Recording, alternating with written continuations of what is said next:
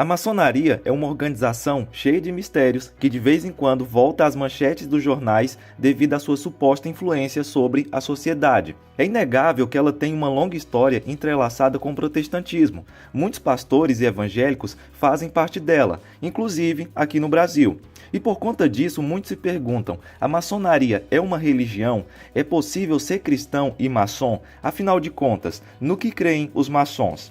Mas antes, se você está cansado de ler a Bíblia e não conseguir entender o que o texto está falando, mas quer aprender a interpretar com facilidade qualquer texto da palavra, eu te sugiro o curso Interpretação Bíblica, Gênesis a Apocalipse. O link para adquirir está aqui na descrição. Fazer a pesquisa para a produção desse vídeo não foi fácil, porque a maçonaria é uma grande sociedade secreta. Logo, um não maçom não tem acesso claro ao conhecimento de seus ensinos, rituais e símbolos. Além disso, existem muitos livros que dizem ensinar sobre a maçonaria, mas que não são aceitos pelas lojas maçônicas. E por último, a maçonaria não possui um livro ou autor como autoridade absoluta ou universal.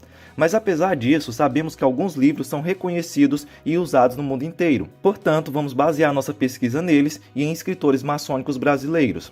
Para começar, precisamos saber, antes de tudo, quais são os pré-requisitos para se tornar um maçom.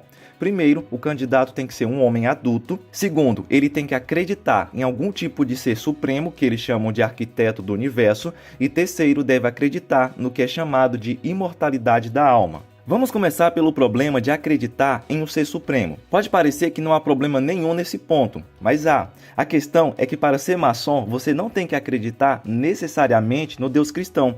Você só precisa acreditar em um ser supremo, não importa quem seja. O que importa é que acredite em um poder superior. Manly Hall escreveu: o verdadeiro maçom não está preso a um credo. Ele percebe com a iluminação divina de sua loja que, como maçom, sua religião deve ser universal. Cristo, Buda ou Maomé, o nome significa pouco, pois ele reconhece apenas a luz e não o portador.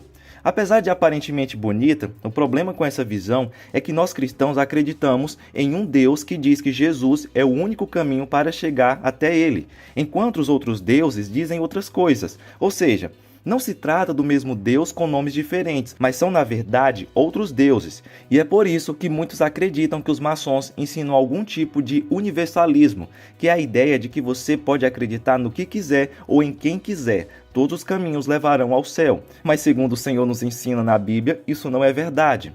E falando em Deus, os maçons têm até um nome não tão secreto assim, dado a ele, Jabulon. Jabulon é uma palavra que foi utilizada para representar o nome inefável de Deus. A palavra é um composto dos nomes de 3 deuses adorados no Antigo Oriente Médio. Cada sílaba do inefável nome representa a pessoa de um deus. É uma associação de Yahvé, Baal, ou Bel, e On, Osíris, o deus sol do Egito. É uma não santíssima trindade. E surge novamente outro problema com esse nome controverso até entre os maçons.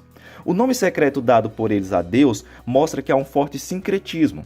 Eles estão aceitando diferentes fés e diferentes crenças como se fosse apenas uma coisa só. Ao mesmo tempo em que são inclusivistas, por aceitarem diferentes tradições religiosas, acreditando que todas elas podem conter elementos de verdade e conduzir a uma compreensão mais ampla do divino. Algo completamente rechaçado por Jesus, que afirma seu caminho, a verdade e a vida. Ninguém vai ao Pai senão por ele. Ou seja, Jesus é contra o inclusivismo. E aqui um cristão na maçonaria encontra um problema ao participar de uma organização que professa crer em múltiplas possibilidades de se chegar até Deus. Ele está discordando do próprio Jesus Cristo. E se existem muitas maneiras para se chegar a Deus, então qual é a maneira para ser salvo segundo a maçonaria?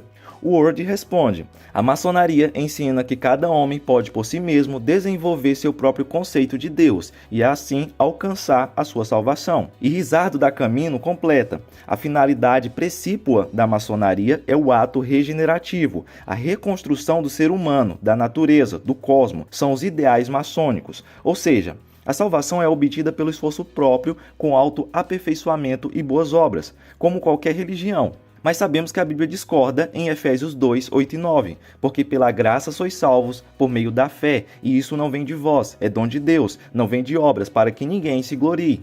Logo, qualquer tipo de organização que esteja ensinando algum tipo de salvação baseada em obras está contra o que é ensinado na Bíblia, e é algo que aqueles que se dizem cristãos precisam evitar. Se cada um conquista sua própria salvação, então, que espaço Jesus, o Salvador, tem na maçonaria? Uma rápida pesquisa em dicionários e enciclopédias maçônicos revela que pouco se fala sobre ele. Curiosamente, enquanto falam pouco ou até omitem Jesus Cristo, eles contêm grandes artigos sobre dezenas de outros religiosos antigos e modernos. Jonas, Ezequiel, Orfeu, Pitágoras, Zoroastro. Isso sugere, no mínimo, que Jesus é irrelevante na filosofia maçônica.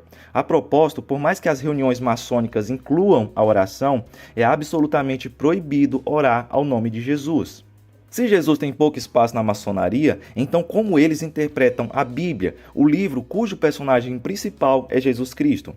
A Enciclopédia Maçônica de Coyle explica: a opinião maçônica prevalecente é de que a Bíblia constitui apenas um símbolo da vontade, lei ou revelação divina, e não que seu conteúdo é lei divina, inspirada ou revelada. Ou seja, eles não veem a Bíblia como a única inspiração verbal ou autoridade soberana. Ela é apenas um livro sagrado, juntamente com a Cabala, o Alcorão ou Vedas. Talvez para eles a Cabala seja até mais importante do que a Bíblia, porque Albert Pike disse: a Cabala é a chave das ciências ocultas, e todas as associações maçônicas devem a ela seus símbolos e seus segredos. E aqui encontramos outro problema, porque o cristão acredita que a Bíblia é a palavra inspirada e inerrante de Deus. Então não há outras palavras inspiradas de Deus, não há outros documentos sagrados. Esses livros não podem ser todos simultaneamente sagrados, não podem ser todos inspirados por Deus, porque se fosse esse o caso, então Deus seria um mentiroso. Ele estaria dizendo uma coisa em um livro e outra coisa em outro livro, e Deus não pode se contradizer. Logo, só pode haver um padrão de verdade, e para o cristão esse padrão deve ser unicamente a Bíblia. E assim entramos em outra parte muito nebulosa da maçonaria que faz ela parecer assustadora para quem está de fora: seus símbolos. A estrela invertida, pentalfa, a pirâmide com o olho esquerdo, o Baphomet. Não é possível dizer o significado desses símbolos, porque o significado deles é oculto até de pessoas de dentro da maçonaria nos graus mais baixos. Símbolos sempre significam algo, ou nem seriam usados. Não são elementos vazios ou que cada um pode escolher seus significados. O que podemos dizer é que dificilmente eles são neutros, e muito menos que eles são cristãos. Portanto, a maçonaria traz semelhanças precisas com o ocultismo, e isso é contrário à pureza e à simplicidade do Evangelho.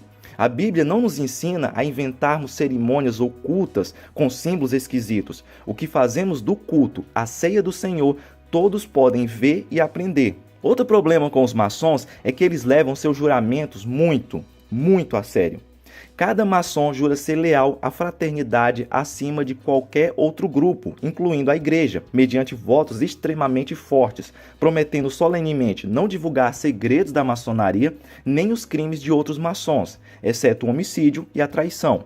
O iniciado jura sobre um livro sagrado, pode ser a Bíblia, o Corão ou Vedas. E isso vai em contraste gritante com o que a Bíblia diz sobre juramentos. Jesus disse: mas eu lhes digo, não jurem de forma alguma, nem pelo céu, porque é o trono de Deus. Seja o seu sim, sim, e o seu não, não. O que passar disso vem do maligno.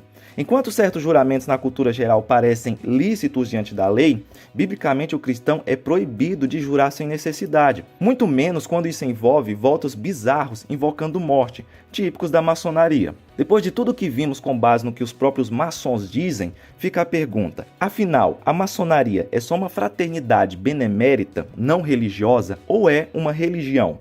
Risado da Camino, no dicionário maçônico, responde: a maçonaria é uma religião no sentido do vocábulo, isto é, na harmonização da criatura ao Criador, é a religião maior e universal.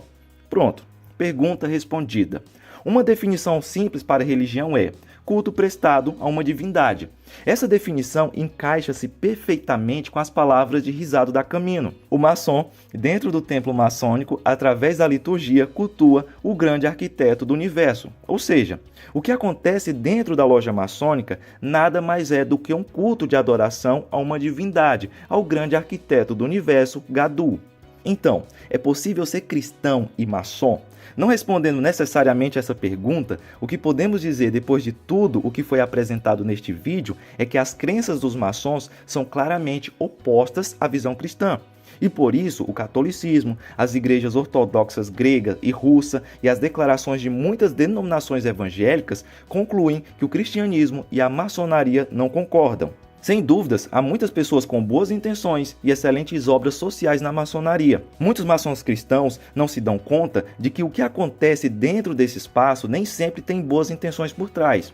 No entanto, a estrutura religiosa e filosófica da maçonaria é contrária aos princípios fundamentais da fé cristã, e isso é impossível negar.